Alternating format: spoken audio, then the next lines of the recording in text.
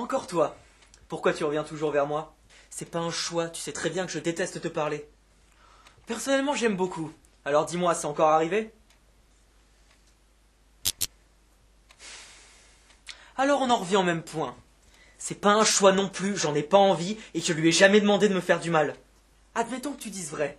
Est-ce que t'as déjà connu le vrai bonheur dans ta vie? Mais bien sûr, j'ai connu le bonheur, c'est juste que tu sais pas le voir. J'ai réussi mes études, j'ai eu une enfance parfaite et il y a quelques mois, j'étais encore heureux. Avec elle. Mon grand-père m'emmenait souvent dans ce parc quand j'étais petit. On se baladait, il me racontait toutes les histoires qu'il vivait avec ma grand-mère. À quel point il l'aimait, à quel point le manque était fort. Il me lisait des passages de livres de Maupassant. Je crois qu'il l'adorait. C'était les mêmes qu'il lisait à ma grand-mère tous les soirs. Elle s'en lassait jamais. Illusion naïve. Laisse-moi te rappeler pourquoi tout ça n'est qu'un mensonge.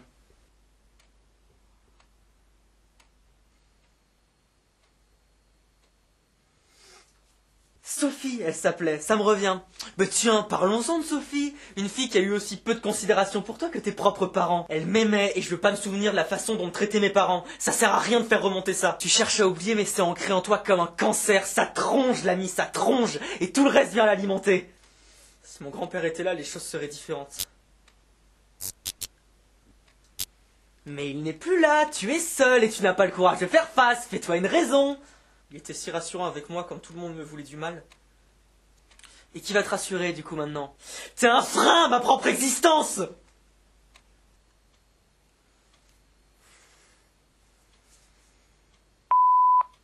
Salut, c'est moi. Je sais que tu veux plus me parler, mais je voulais juste m'excuser. Je sais qu'on reviendra pas en arrière parce que t'as trop de fierté, mais je voulais encore m'excuser. Je sais ce que j'ai fait avec lui, c'était une erreur, ok? Rappelle-moi quand tu voudras discuter. Blablabla, waouh! Trop de fierté! Elle te manque de respect autant que les mecs qui te crachaient dessus au lycée!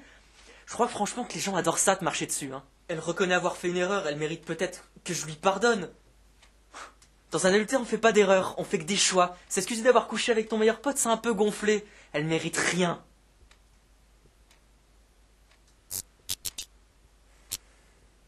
Ça approche. Rien n'approche, je te ferai pas ce plaisir. C'est ton seul désir, tu reviens tous les soirs vers moi, je vais finir par croire que tu m'adores.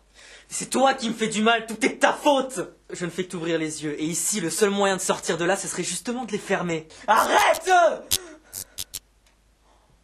Regarde là. Oh, elle est la seule chose à éclairer cette pièce si vide. Cette petite chose a l'air si fatiguée. On peut tout relancer, j'ai juste besoin d'aide. Personne n'a envie de t'aider. Offre-lui le repos qu'elle mérite, bon sang.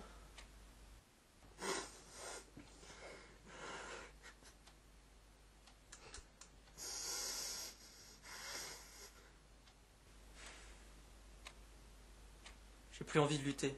T'es content? Si tu t'en vas, je m'en vais. Je devrais peut-être me réjouir? Je voulais pas en arriver là. Tu sais que c'est la meilleure chose à faire. Et t'as pas peur? Peur? Je ne ressens rien, tu le sais très bien.